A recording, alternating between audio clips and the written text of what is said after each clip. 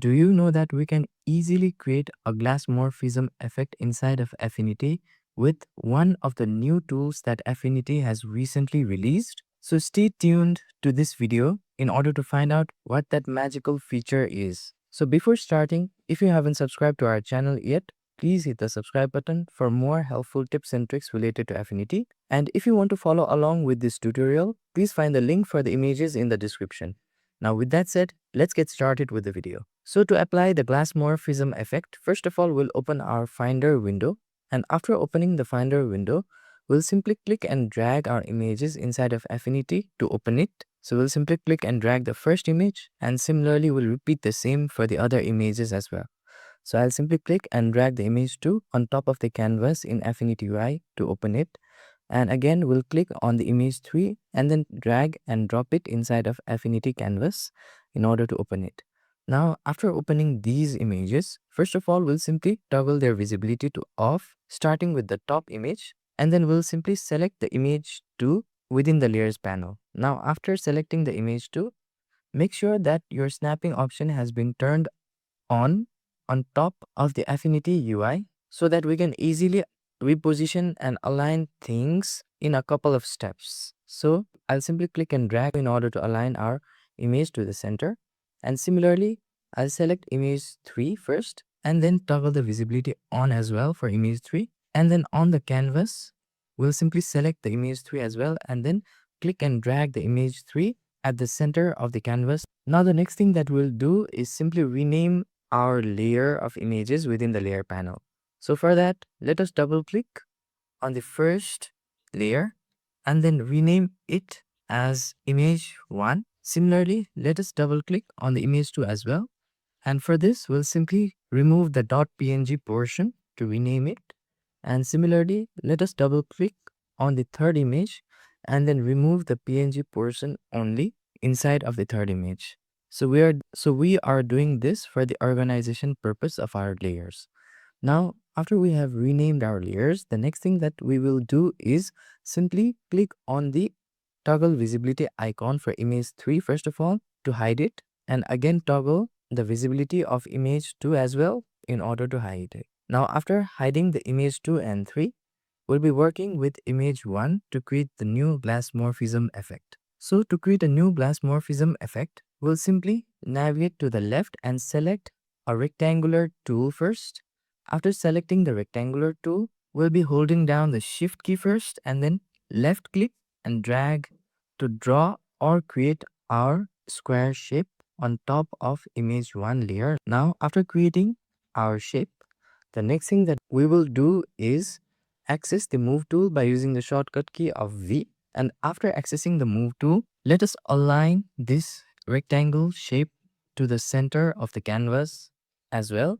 So we'll simply click and we adjust the position and center it both horizontally and vertically at the center of our canvas. Now, after repositioning it to the center of the canvas, the next thing that we will also do is again increase the size of our shape.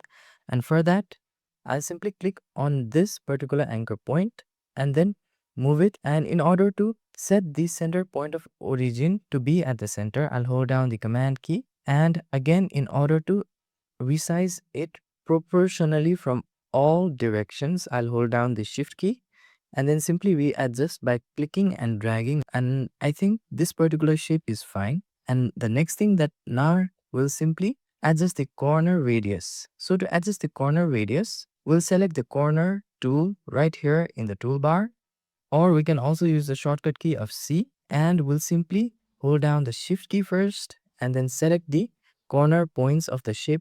So you can see that we're simply selecting the corner points of the shape.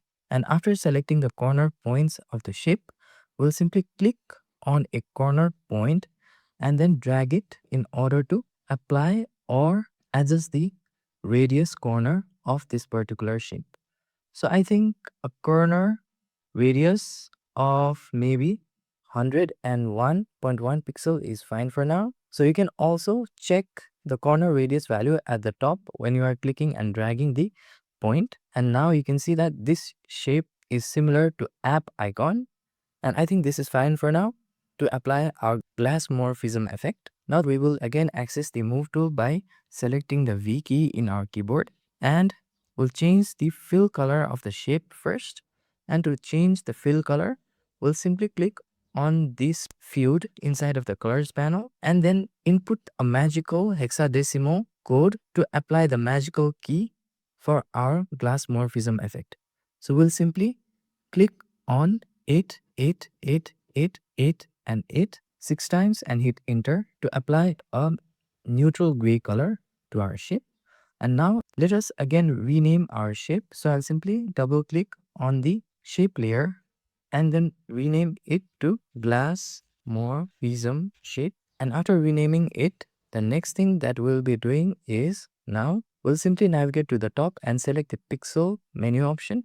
And from the pixel menu option, we'll navigate below and select this new magical feature that recently has been introduced, known as Live Tone Blend Group feature. And now you can see that as soon as we select the Live Tone Blend Group feature, it has applied the blur effect to our shape easily and just with one click. Now, the next thing that we can also do is zoom in a bit in order to view our shape, and we can simply click and reposition our live tone blend option as well to the top right corner. And after repositioning it, let us simply decrease the low pass option in order to bring out all the details of our background image, which is the image 1 layer from this shape.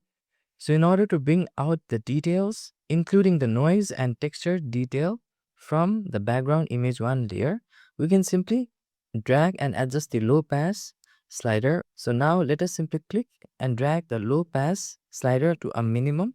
And now you can see that slowly the details from the background are starting to pop out. Now for this, I'll simply set it to somewhere at maybe 12% for now. And after setting it to 12%, make sure that the content type is selected to image for now, because this particular layer will be the foundation of our Glassmorphism effect that we are going to apply, and leave the other extra options such as blend color and blend strength as it is. Now to commit, we'll simply close the live tone blend box, and now we'll use the shortcut key of Command plus 0 in order to see the view in 100%. Now the next thing that we'll be doing is let us simply make a copy of this new live tone blend group. So for that, I'll be using the shortcut key of Command plus J, and you can see that when we make a copy, the effect that we have applied by using this new feature of live tone blend group has been multiplied. Now the next thing that we can also do is simply click on the thumbnail of the copy of the live tone blend group layer that we have recently made. So let us simply click on the thumbnail and we can adjust the low pass settings again. So this time let us adjust the low pass settings again to a minimum value of somewhere at maybe 5% for now. And what we can also do is we can try different content type as we like. So we can simply select the shapes as a content type for this particular next step. And now you can see that it has applied a proper blend effect to the tones of these shapes that we have copied from the original shape layer. Now let us simply close the live tone blend box. And after closing the live tone blend box, the next thing that we will be doing is let us also try adding a mask to this particular layer so that we can apply a bit of variation in terms of the blur effect that we have applied to this shape overall. So before that, let us switch the studio first to pixel mode. And after switching the studio to the pixel mode, let us now select the brush. And after selecting the brush, by making sure that the layer mask is selected actively and the foreground color also must be selected as black. So if the foreground color is not selected as black, then we can use the shortcut key of D, and this automatically selects the foreground color to black. Let us simply switch off the wet edges mode since it might create a problem here. So now the next thing we can also do is check the type of the brush. So to check the type of the brush, simply right click on your mouse and the new brush settings panel will pop up. Make sure that your brush type is currently being selected to round soft brush. and the hardness value is all the way down to 0%. Now, by selecting the layer mask from this new live tone blend layer inside of the layers panel, let us simply click on the top left corner once, and by holding down the shift key, we'll simply click on the bottom right corner.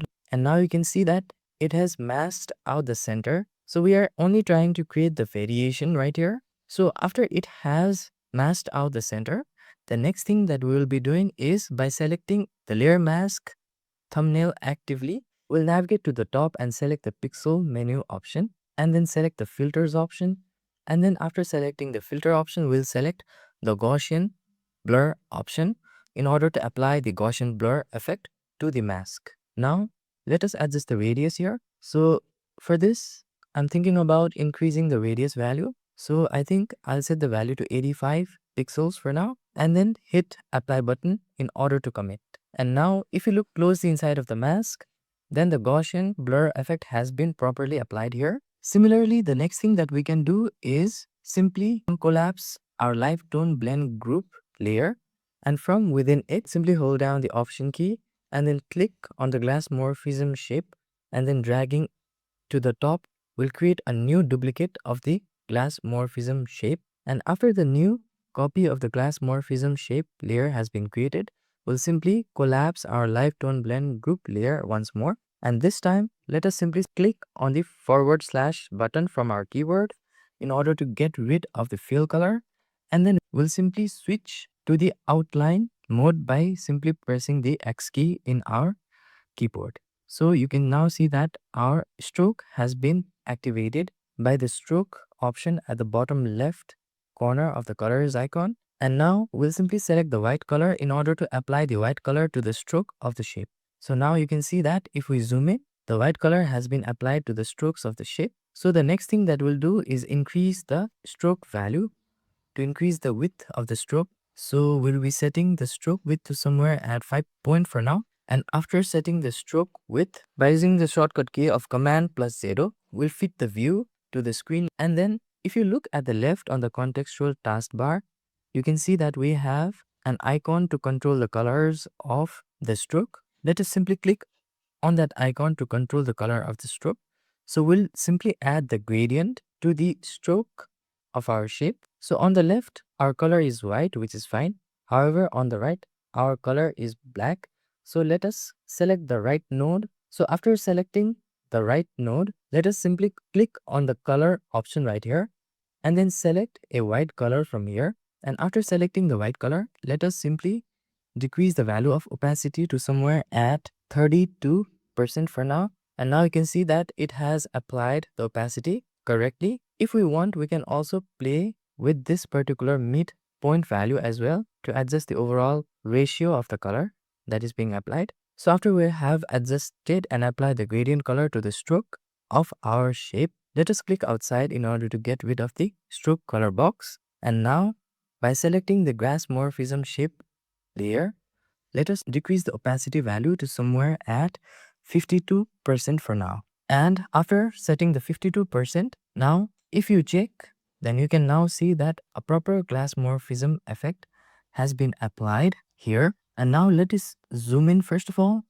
in order to check our stroke. So right now you can see that the stroke is not quite right. So in order to fix that, we can simply select the Glassmorphism shape once again. And after selecting the Glassmorphism shape, inside of the contextual bar on the top, let us click on the Edit Stroke Settings, and then for the Align option, we'll simply select Align Stroke to Outside.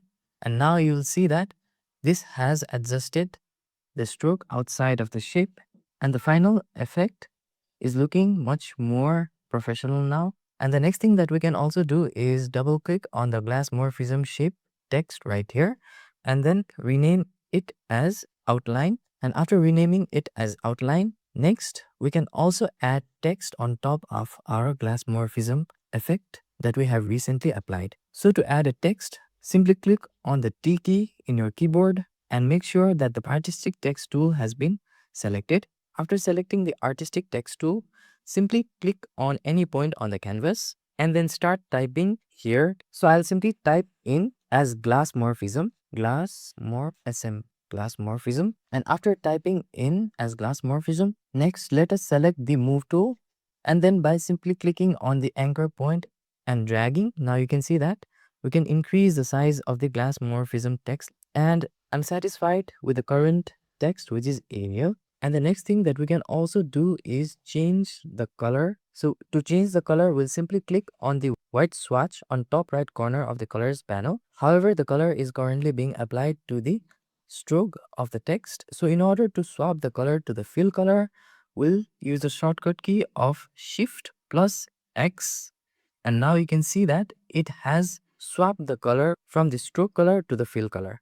And now in order to get rid of the stroke color, we'll simply press the / key. And after getting rid of the stroke color, the next thing that we'll do is simply double click here on the text and then hit enter.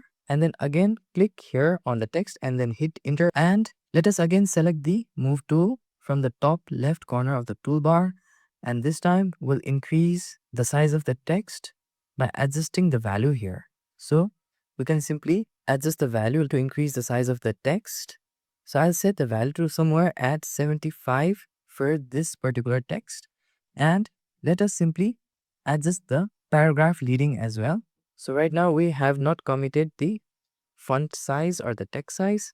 So to commit the text size, let us simply hit the enter key by clicking on the text input value field. So now you can see that it has applied the font size of 175 point to our text now. So after this, we can also simply click and adjust the paragraph leading once more.